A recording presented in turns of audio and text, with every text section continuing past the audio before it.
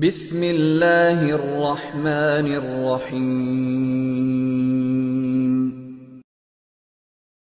رمضان المبارک کا فلسفہ اور اس کی حکمت، اگر اس پر غور کیا جائے تو پھر خود بخود یہ بات سمجھ میں آئے گی کہ ویسے تو اللہ تبارک و تعالی نے اس رمضان کے اندر بنیادی طور پر دو عبادتیں ہیں ایسی جو اور دنوں میں فرض یا سنت نہیں تھی، اس زمانے میں ہے روزہ، تراویح۔ بظاہر تو یہ دو ہی چیزیں ہیں، لیکن اصل مقصود یہ ہے کہ اس مہینے کے اندر ان دو کاموں کے علاوہ آدمی جتنا ہو سکے اپنے آپ کو دوسرے مشاغل سے فارغ کر کے اللہ تبارک و تعالیٰ کی عبادت کی طرف متوجہ ہو۔ یہ ایک مہینہ اللہ کے لیے اپنے آپ کو فارغ کرنے کی کوشش کرو، دوسری مصروفیات کم کرو، اور جو حقیقی عبادت کے کام ہے جس کے لیے تم دنیا میں بھیجے گئے تھے، جو تمہاری پیدائش کا مقصد تھا، اس کی طرف اپنی توجہ زیادہ بڑھاؤ۔ لہذا اس میں روزے اور تراویح کے علاوہ آدمی اس بات کا اہتمام کرے کہ جتنا ہو سکے قرآن کریم کی تلاوت زیادہ سے زیادہ کی جائے۔ یہ نبی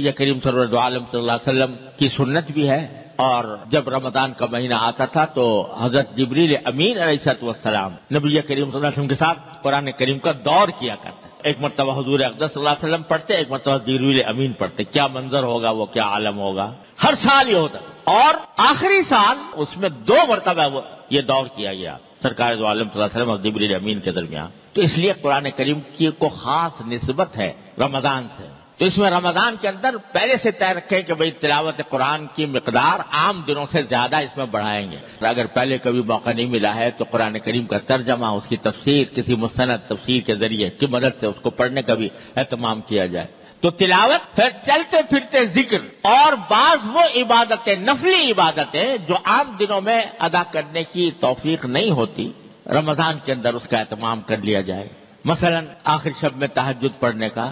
عام دنوں میں اگر موقع نہیں ملتا یا توفیق نہیں ہوتی تو سحری کے لیے تو انسان اٹھتا ہی ہے، اس سے کچھ پہلے اٹھ جائے اور کچھ رکعتیں تہجد کے پڑھ لے، 8 رکعتیں، 6 پڑھ لے، 8 پڑھ لے، اچھا ہے کہ 8 پڑھ لے۔ عام دنوں کے اندر مغرب کی نماز کے بعد 6 رکعتیں مسنون ہیں، یعنی نفلی عبادت نہیں عام دنوں میں موقع ملتا، اب پڑھ لے۔ اشراق کے بعد جو رکعتیں، 2 رکعتیں یا 4 رکعتیں، یہ عام دنوں میں موقع نہیں ملتا، اس میں پڑھ لے۔ اور چلتے پھرتے ذکر، فضولیات سے اجتناب، فضول کام سے، فضول محفلیں جمی ہوئی ہیں، باتیں ہو رہی ہیں، گپ شپ ہو رہی ہے، اس سے اپنے آپ کو بچائیں، اور زیادہ سے زیادہ وقت اللہ تبارک و تعالیٰ کے ذکر میں، اللہ تعالیٰ کی یاد میں، اللہ تعالیٰ کی عبادت میں گزارنے کی کوشش کریں۔ اور بھائی اس بات کا اہتمام کر لیں کہ بس یہ مہینہ ایسا ہے کہ آنکھ غلط جگہ نہیں جائے گی، کان غلط بات نہیں سنیں گے، زبان سے کوئی غلط بات نہیں نکلے گی، زبان سے جھوٹ، غیبت، اس سے بچنے کا اہتمام۔ حدیث میں رسول کریم صلی اللہ علیہ وسلم نے فرمایا کہ یہ مہینہ مواسات کا مہینہ ہے، یعنی کہ غمخواری کا مہینہ، ایک دوسرے کی ہمدردی کا مہینہ ہے۔ لہذا کسی کو کوئی تکلیف نہ پہنچے، اپنی ذات سے، زبان سے، قلم سے، ہاتھوں سے، کسی بھی انداز سے کسی کو تکلیف نہ پہنچے، بلکہ دوسرے کے ساتھ ہمدردی کا اور غمخواری کا معاملہ جتنا ہو سکے کیا جائے۔ حلال رزق حاصل کرنے کا اہتمام کیا جائے کہ کوئی حرام لقمہ نہ آئے، ورنہ عجیب بات ہوگی کہ آدمی نے سارے دن تو روزہ رکھا اور افطار کرے حرام رزق سے، رشوت کے مال سے، سود کے مال سے، جوئے کے مال سے۔ کتنی